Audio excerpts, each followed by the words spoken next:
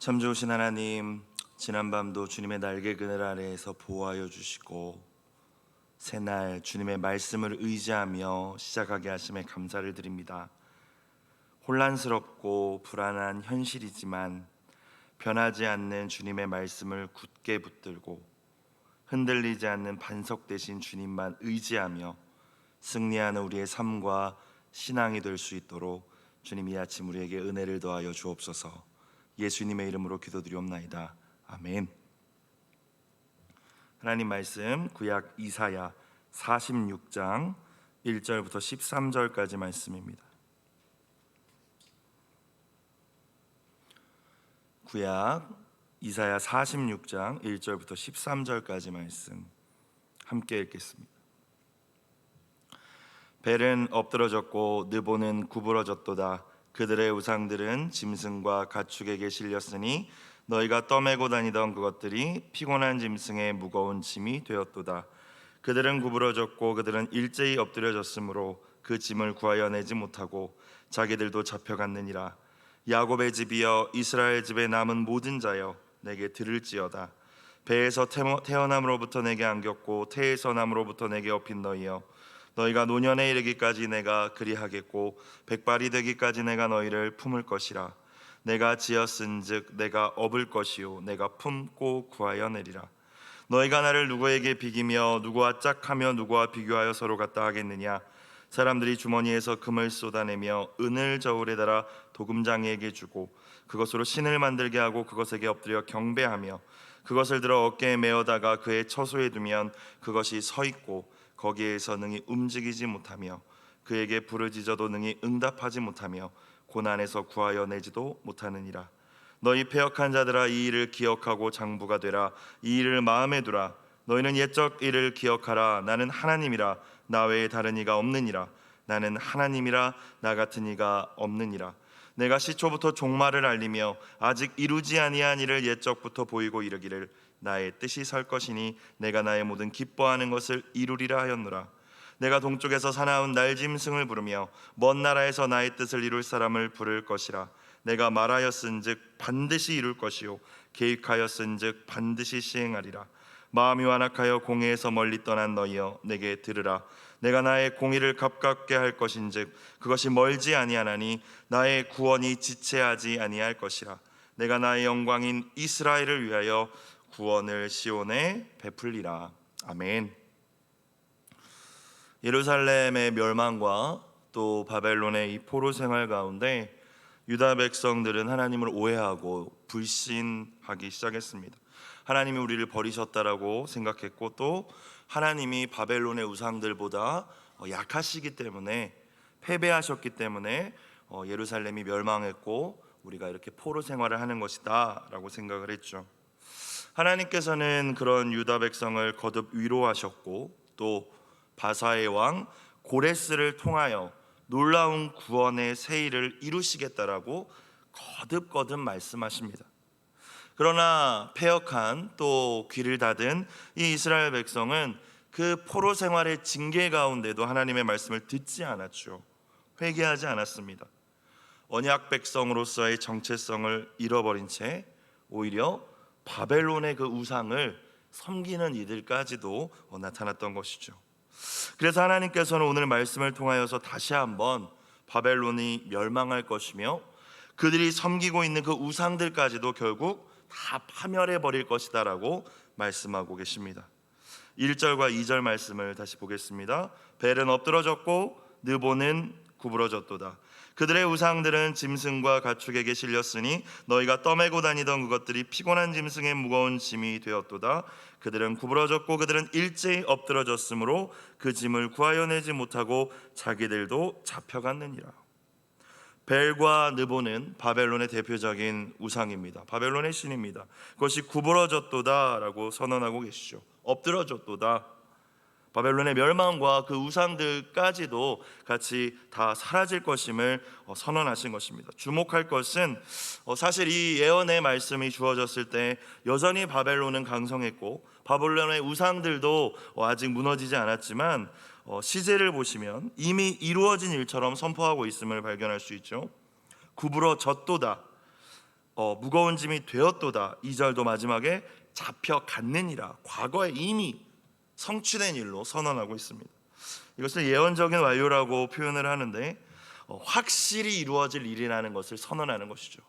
다른 하나님의 말씀들도 다 이루어지고 성취되지만 이 우상들이 무너질 것임은 다 무엇보다도 자명한 일이라는 것이에요. 1, 2절의 내용을 정리해 보면 바벨론이 섬기는 우상, 너희가 지금 나보다 더 강하다고 말하는 그 바벨론의 신들은 아무것도 할 수 없고 오히려 너희에게 무거운 짐이 될 뿐이다. 숭배자들을 지켜주기는커녕 자기 자신도 지키지 못하는 것이 우상이다. 그러니 그 바벨론의 우상에게 결코 마음을 빼앗기지 말고 돌이켜 하나님과 하나님의 말씀을 붙들라 말씀하고 계시는 것입니다. 오늘 말씀 6절 7절도 보면 하나님께서 우상 숭배가 얼마나 무상한 일인지 또 말씀하고 계시죠. 6절과 7절을 다시 봅시다. 사람들이 주머니에서 금을 쏟아내며 은을 저울에 달아 도금장에게 주고 그것으로 신을 만들게 하고 그것에게 엎드려 경배하며 그것을 들어 어깨에 메어다가 그의 처소에 두면 그것이 서 있고 거기에서 능히 움직이지 못하며 그에게 부르짖어도 능히 응답하지 못하며 고난에서 구하여 내지도 못하느니라. 우상 아무것도 아니라는 것이죠. 우상이라는 것은 사람들의 욕망과 기대를 담아서 형상화한 것입니다. 내가 원하는 것들을 줄 만한 어떤 그 모양을 만들어 놓고 섬기는 것이죠. 그런데 아무것도 할 수 없죠. 7절을 다시 봅시다. 혼자서 움직이지도 못해서 사람들이 들어 메어 주어야지만 움직일 수 있는 존재가 우상이라는 거예요. 처소를 정해놓고 거기에 두어야지 거기 서 있을 수 있는 존재가 우상이라는 것입니다. 어디에나 계시는 무소부재하신 하나님과 분명히 다르죠. 비교할 가치도 없는 존재가 우상이죠. 그의 처소에 두면 그것이 그곳에 서 있고. 그럼 우리가 이 부분에서 한 가지 또 생각해 볼 것이 있을 것 같습니다. 우리가 하나님을 교회 안에만 계신 분으로 여기며 만약 섬기고 있다면 그것도 하나님을 우상처럼 섬기는 일일 수 있겠다라는 생각이 들었어요. 그 자리에만 서 있는 게 우상이거든요.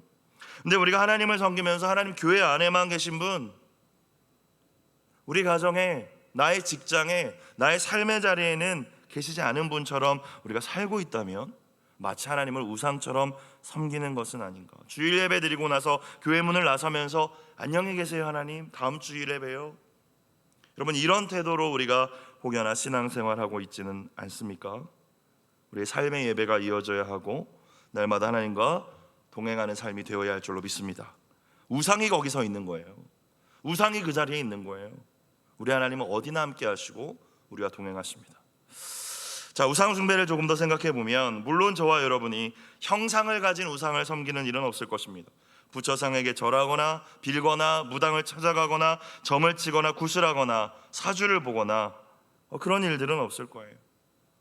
만약에 이 말씀을 들으시는 분들 가운데 재미로라도 장난으로라도 사주를 보거나 오늘의 운세를 보거나 또는 예수님 믿기 전에 그 습관들이 남아있어서 아직도 그러고 계신 분이 있으시다면 하나님께서 기뻐하시지 않는 그 우상 숭배와 그 귀신을 숭배하는 모든 죄악들을 끊어버리실 수 있기를, 십자가를 의지하며 회개하실 수 있기를 주님의 이름으로 축원합니다. 자, 다시 우상 숭배를 생각해 봅시다. 금속, 돌, 나무로 만든 우상을 우리가 섬기지 않을지라도 우리 다 알고 있잖아요. 이 시대 수많은 우상을 우리가 섬기고 있다는 사실을. 사실 신앙생활은 우리가 하나님 나라 가는 그날까지 우상과의 싸움인 것 같습니다. 하나님만을 온전히 섬길 것이냐 아니면은 우상과 하나님을 겸하여 섬길 것이냐, 매일매일 그 싸움이죠. 돈이 우상이고 쾌락이 우상이고 성공이 우상이고 권력이 우상이고 건강이 우상이고 내 자식이 우상인 시대를 우리는 살아갑니다. 예수님이 말씀하신 제자도를 다 기억하실 거예요. 나를 따라오려거든 하시면서 하신 말씀입니다. 나의 제자가 되려거든, 크리스찬이 되려거든 뭐라고 말씀하셨습니까? 자기를 부인하고 자기 십자가를 지고 따르라고 하셨어요. 그러니까 우상 숭배와는 완전히 반대되는 것이죠. 부모님, 때로는 자식, 심지어 자기 생명까지 미워하지 아니하면 내 제자가 될 수 없다, 합당하지 않다. 여기서 미워한다라는 의미가 진짜 미워하라는 것이 아니라 어떤 것도 예수님보다 우선순위가 될 수 없다라는 말씀이지 않습니까? 우상 숭배를 간단히 점검하는 방법이 있죠. 우리 모두가 다 예수님을 영접했어요. 마음에 모셨습니다. 그런데 마음에 모셨다는 것은 뒷방 구석에다 모셨다라는 뜻이 아니라 우리의 마음속에 중심, 왕이 마땅히 계셔야 하는 자리에 모셨다라는 의미죠. 내 마음속 왕의 자리에 주님을 모신 것이 영접입니다. 자, 그러면 우리 스스로, 저도, 여러분도 질문해 봅시다. 그 왕의 자리에 누가 있습니까? 여러분, 그 자리에 예수님이 앉아 계시지 않다면 그것이 우상입니다. 간단합니다. 내가 우상을 숭배하고 있는가, 하나님만을 섬기고 있는가, 주님만을 주인으로 섬기고 있는가 점검하는 방법, 내 마음속 중심, 그 왕의 자리를 점검해 보면 된다는 거예요. 내 인생의 목적이 무엇인가, 나 왜 살고 있는가, 무엇을 위해 살아가는가. 6절 오늘 말씀처럼 주머니에 금과 은을 쏟아내며 우상을 만들어가며 섬긴다라고 이야기하는데, 아끼지 않고 그렇게 우상 숭배를 한다는 얘기죠. 하나님께서 내게 맡겨주신 물질도 있고 재능도 있고 시간도 있을 거예요. 에너지도 있을 거예요. 그것들을 정말로 여러분이 아낌없이 사용하고 있는 분야, 사용하고 있는 자리는 어디입니까? 하나님의 나라와 하나님의 의가 아니라면 다 우상 숭배하고 있는 거예요, 우리들이. 목회자인 저에게는 목회나 사역이 우상이 될 수도 있다는 생각이 들었습니다. 사람들의 인정과 칭찬이 우상이 될 수도 있습니다. 하나님께서 원하시는 사역이 아니라 나 자신을 드러내고 내 야망을 이루기 위하여 사역한다면 그것이야말로 우상 아닌 척하면서 우상 숭배하는, 어쩌면 가장 무서운 우상일 수도 있겠다라는 생각이 들었어요. 여러분, 스스로에게 질문을 던져보십시오. 우리로 하여금 나 이게 없으면 못 살아, 나 이거 사라지면 나는 행복하지 않아 라고 말하게 하는 그것, 예수님 없으면 못 살아가 아니라 예수님 말고 이거 없으면 나 못 살아, 대부분 자식 없으면 못 살아라고 이야기를 하시죠. 여러분, 그것이 우상이라는 거예요. 분명히 우리와 예수님이 성령님을 통하여 함께 하심에도 불구하고 이거 없으면 내 마음의 기쁨 사라져버리고 평강 사라져버리는 그것이 우상이라는 겁니다. 개척 목회하면서 제가 물질 우상 숭배 안 하는 줄 알았는데 개척 목회하면서 나 물질 우상 숭배하는구나 깨달았어요. 주님 계시는데도 통장에 잔고가 없고 내일 공과금 내야 되는데 돈이 없으면 불안하더라고요. 주님 안 믿어지더라고요. 우상 숭배자였어요, 제가. 하나님보다 더 사랑하고 의지하며 하나님께로 나아가는 것을 계속 방해함에도 불구하고 여러분들이 내려놓지 못하고 있는 그것도 우상입니다. 예수님이 아닌 내가 생각하는 행복의 근원, 그것이 우상이라는 것이죠. 세상의 기준으로는 죄가 아닐지라도 우리가 하나님께 나아가는 것을, 더 하나님을 사랑하고 잘 섬기는 것을 방해하는 것들도 있습니다.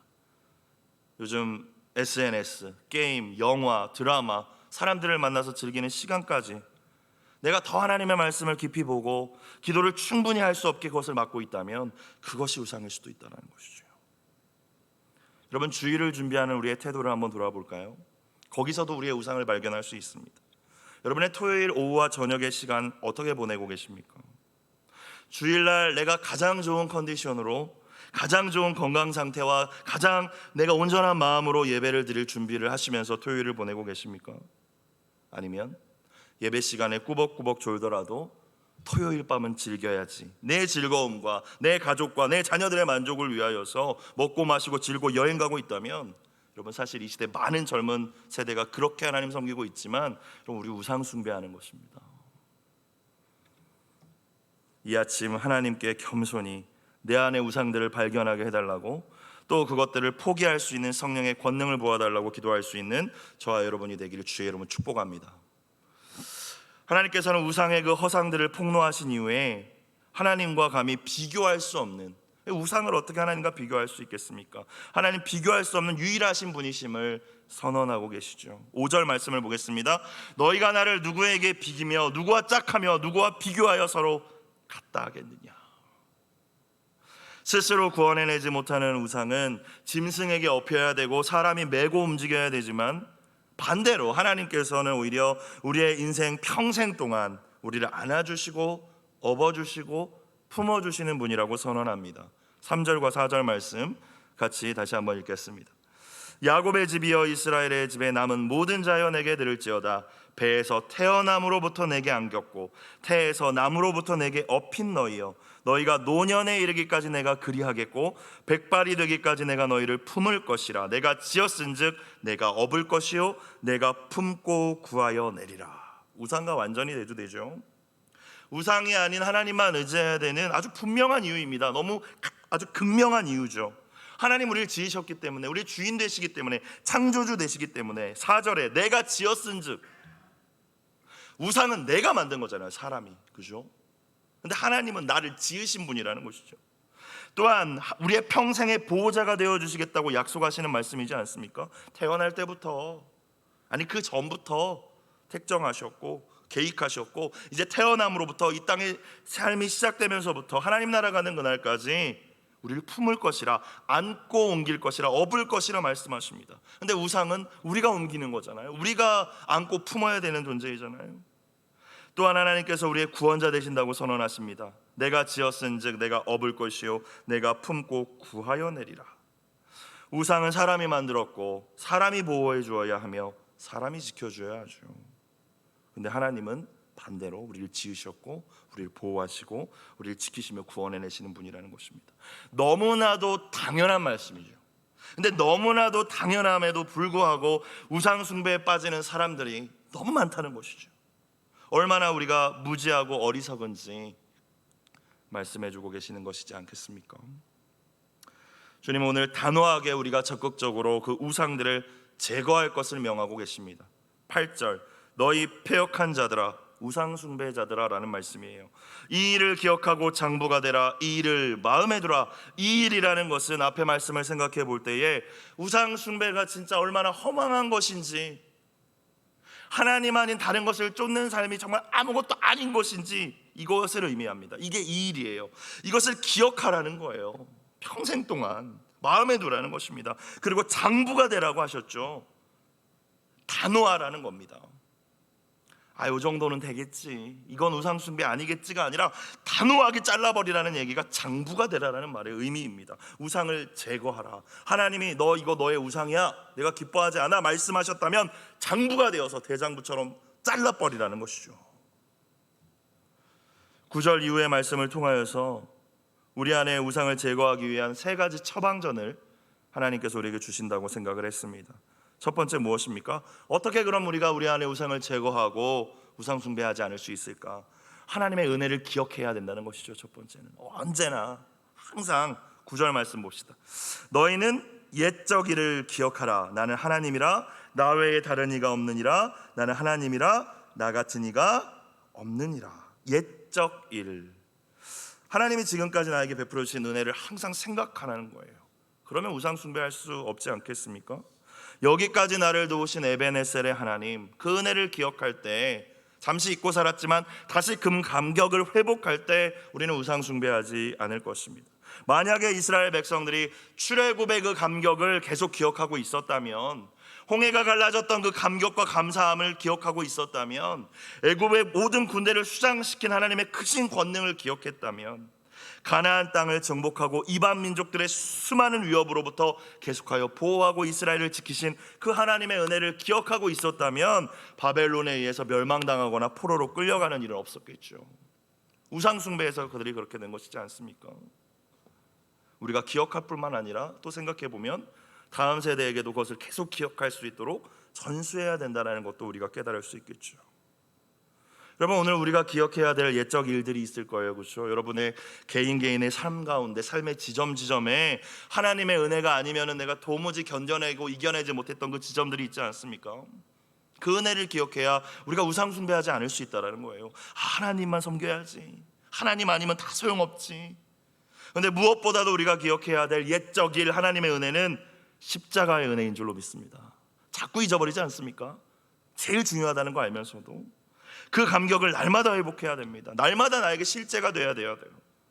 자격 없는 나를 위하여 하나뿐인 아들 예수님을 내어주신 그 하나님의 사랑, 그 은혜가 우리에게 날마다 실제가 되고, 그 은혜가, 그 감격이 회복될 때 우리 안에 우상들이 설 자리는 결코 없게 될 줄로 믿습니다.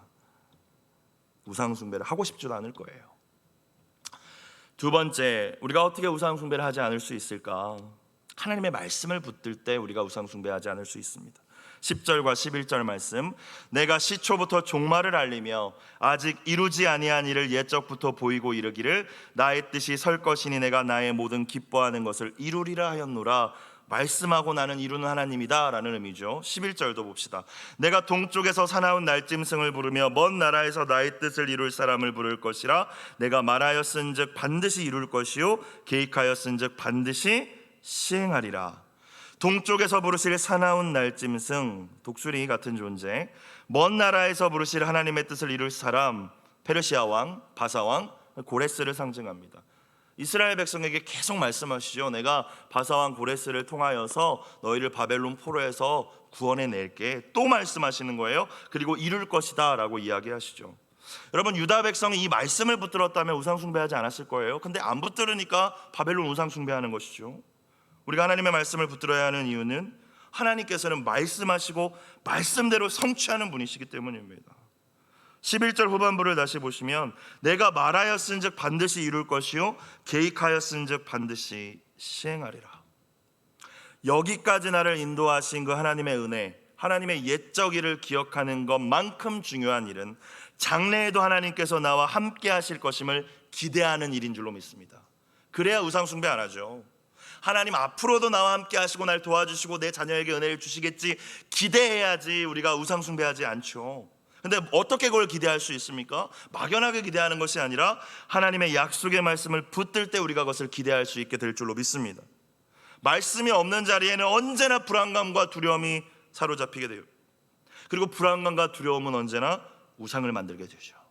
내가 뭔가 의지할 구석을 만들게 된다는 것입니다. 유다 백성들이 그랬던 것이죠. 수없이 하나님이 약속의 말씀을 주셨지만, 미래를 기대하게 하셨지만 말씀 붙잡는 게 아니라 우상을 붙들었죠. 마지막 세 번째, 우리가 우상 숭배를 하지 않을 수 있는, 우상을 제거할 수 있는 세 번째는 내가 누구인지를 잊지 말아야 된다는 것입니다. 하나님 앞에서 정체성이죠. 12절 13절 마지막 말씀 다시 보겠습니다. 마음이 완악하여 공의에서 멀리 떠난 너희여 내게 들으라. 내가 나의 공의를 가깝게 할 것인즉 그것이 멀지 아니하나니 나의 구원이 지체하지 아니할 것이라. 내가 나의 영광인 이스라엘을 위하여 구원을 시온에 베풀리라. 마음으로부터 부패하여서 하나님 두기를 싫어했던 그 백성, 하나님의 말씀과 공의를 떠난 그 유다 백성을 향하여서 하나님께서는 여전히 약속하신 구원의 새 일을 이루시겠다고 말씀하십니다.